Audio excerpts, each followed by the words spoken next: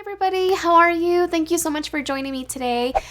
Today I am actually going to discuss the reason why I haven't been able to get pregnant for the past 6 to 7 years. I also want to give you guys an update as to my second HSG experience.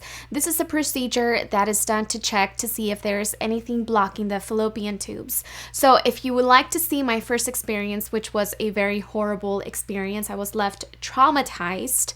I will leave that video down in the info bar. It's kind of like a very informal vlog that I just did in the car where I was just talking about my experience in a very candid way. I am going to document my journey, which is why I am doing a second update video, because I just got back from the doctor's office today and I spoke to my doctor and I finally figured out why I haven't been able to get pregnant. So to start off, I did the second HSG procedure. This time I did it at the hospital, and they also used liquid dye that shows up in an x-ray machine, and they take x-ray pictures of the fallopian tubes. So in these x-ray pictures, you're able to see if the fallopian tube and the uterus gets flooded with this liquid.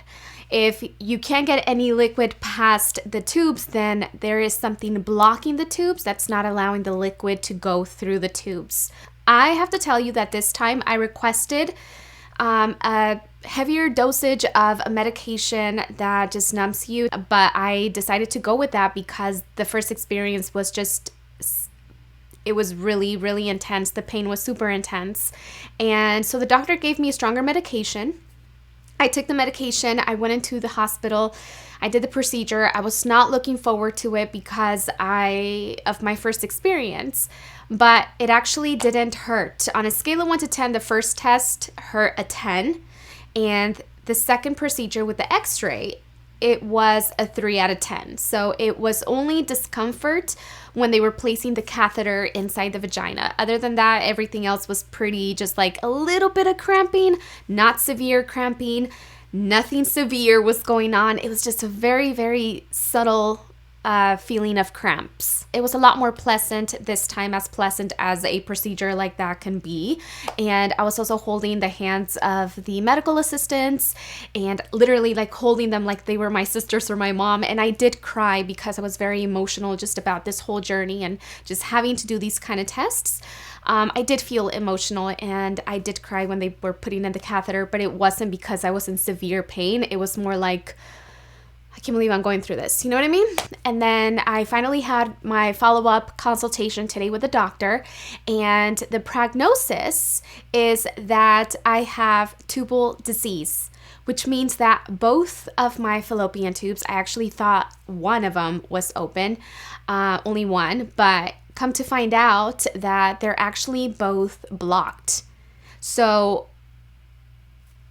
they're both blocked. There's just absolutely no way that a young couple like my husband and I, Jesse had really great results with his semen analysis. Once the doctor examined the x-ray images, then he was able to tell me that both of them were blocked. One of them had a little bit of it going through, but barely anything. He said the reason I was able to get pregnant with Isaac was because of a miracle. He said Isaac is a miracle, and he's not the first doctor that's told me that. He said he was a miracle because there's a very, very, very, very small, tiny little opening, if anything, but it looks like they are both blocked.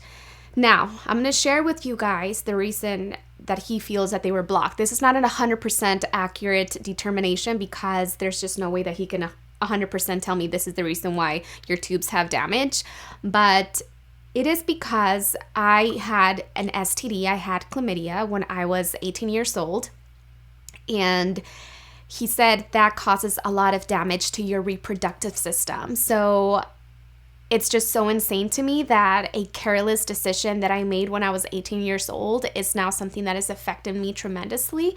Just please make sure that you guys are careful out there because it happens. It's happening to me. I feel good. I feel happy. I'm excited.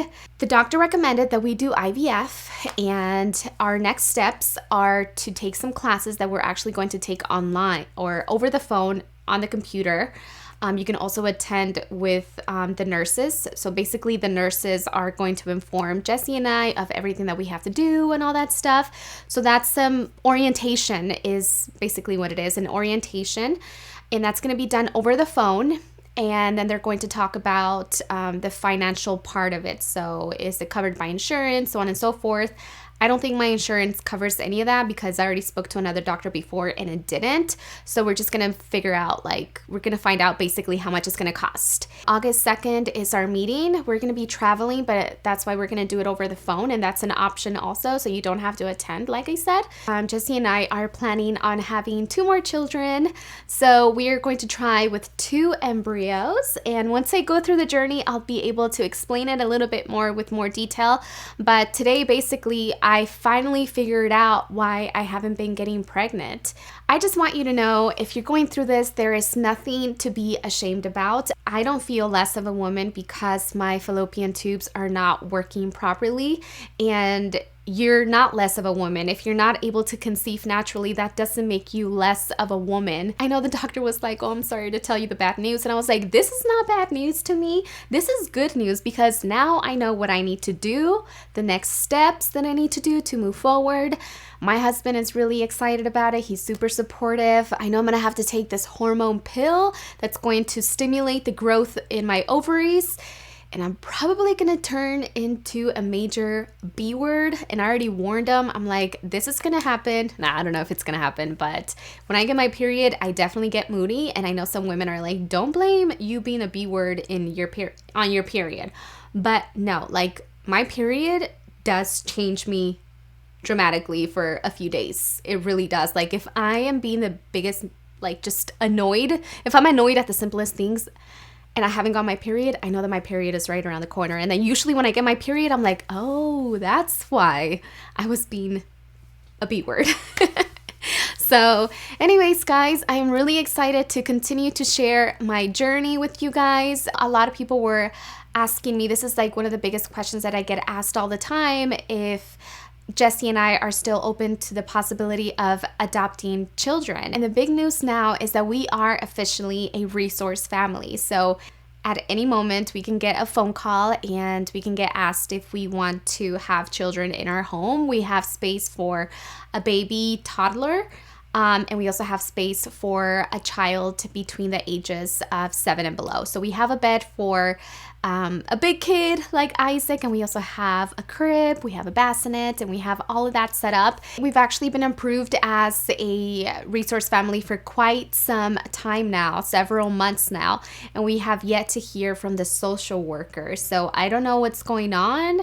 We've tried calling and everything, and my only concern is that there's so many children in the system. Why is this taking so long? Like, we are already approved. I want to know, why is it taking so long for us to get a phone call? Thank you so much for watching today's video, and I will talk to you guys in my next one. Bye!